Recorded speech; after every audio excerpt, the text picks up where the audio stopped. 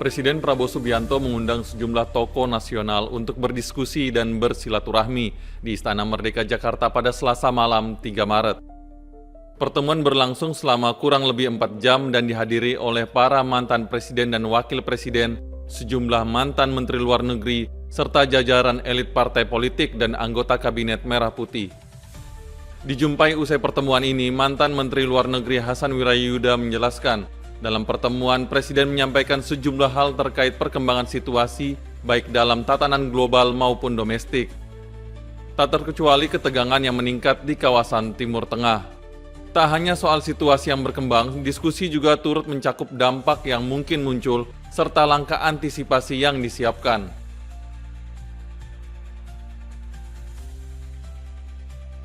Beliau, maksudnya Bapak Presiden menggambarkan bagaimana kita harus menavigasi hidup kita di antara bukan hanya 2 karang, tapi sekarang beberapa karang.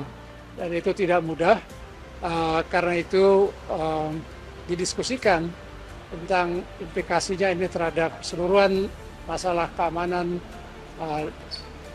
dan perdamaian dunia, tapi juga potensi efek dari perang ini terhadap ekonomi dunia, khususnya yang menyangkut supply, oil, minyak, dan gas. Menurut Hasan, Presiden Prabowo juga menyampaikan pandangannya terkait pentingnya membuka ruang komunikasi dan pertukaran gagasan dengan para tokoh nasional. Presiden pun menyatakan dirinya siap dan terbuka menanggapi usulan dan pemikiran dari para undangan yang hadir.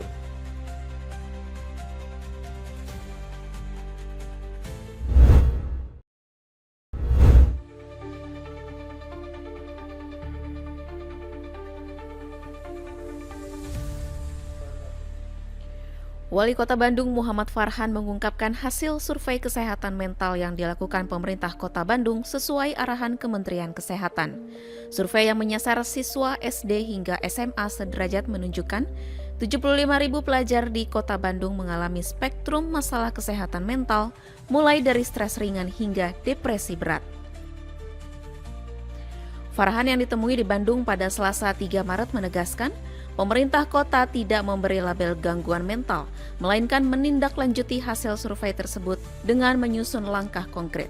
Ia mengatakan Dinas Pendidikan Kota Bandung akan melatih guru bimbingan konseling, khususnya di jenjang SMP yang menjadi kewenangan kota untuk melakukan asesmen tingkah laku pelajar di sekolah.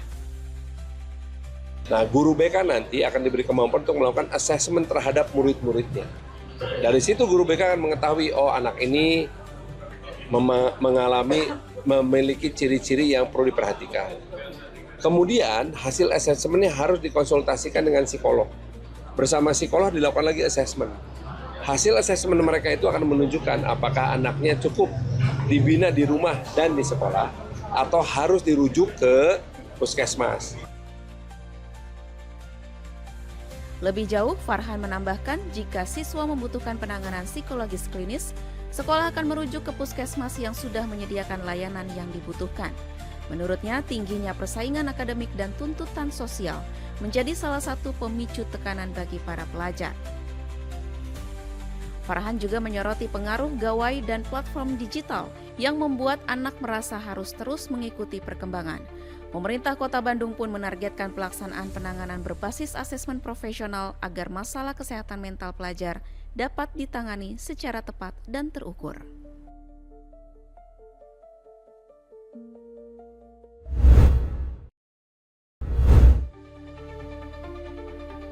Badan Pangan Nasional Bappenas mengerahkan Satuan Tugas Sapu Bersih atau Satgas Saber Pangan ke seluruh wilayah Indonesia. Satgas Saber Pangan bertugas mengawasi langsung mutu dan keamanan berbagai jenis komoditas pangan di pasaran. Pengawasan dilakukan dengan mengambil sampel bahan pangan yang dijual di pasaran. Ketua Tim Pengawasan Keamanan Pangan Bappenas, Aprianto Dwi Nugroho menyebut, pemeriksaan dilakukan dengan mekanisme rapid test untuk mendeteksi kandungan berbahaya baik pangan tumbuhan maupun hewan.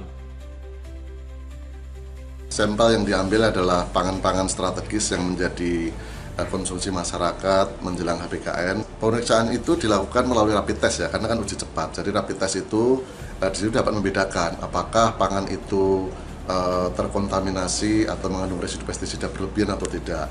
Jika tidak berlebihan maka akan ada tanda tertentu, tapi kalau dia negatif dan positif dia ketahuan. Nah nanti jika memang ada yang positif maka akan dilanjutkan dengan uji di laboratorium karena kan sifatnya adalah early warning. Kami secara periodik terus melakukan ini ya. Kami juga ada satu pas aman atau kios yang kita pakai untuk memantau itu berada di Pasar Baruga, dan itu tiap hari juga kita bekerja untuk mendeteksi ya pangan segar asal tumbuhan yang masuk ke sana, bahkan ayam dan ikan juga kita ikut deteksi. Tim pengawasan keamanan pangan Bappenas akan memberhentikan peredaran bahan pangan yang terdeteksi memiliki kandungan berbahaya. Tidak hanya itu, produsen atau penyedia bahan pangan juga akan mendapat sanksi sesuai aturan yang berlaku. Upaya ini diharapkan dapat menjaga stabilitas pasokan dan keamanan pangan di Sulawesi Tenggara.